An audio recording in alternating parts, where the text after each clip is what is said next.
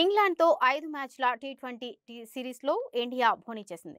చిన్న టార్గెట్ చేజింగ్లో అభిషేక్ శర్మ 34 బాల్స్లో 5 ఫోర్లు 8 సిక్స్లతో 79 దుమ్ము రేపడంతో తొలి మ్యాచ్లో టీమిండియా 7 వికెట్ల తేడాతో ఇంగ్లాండ్ను ఓడించి 1 లీడ్లో నిలిచింది. మొదట టాస్ నెగ్గిన ఇండియా ఫీల్డింగ్ ఎంచుకోగా బ్యాటింగ్కు దిగిన ఇంగ్లాండ్ 20 ఓవర్లలో 132 రన్స్కు ఆలౌట్ అయింది.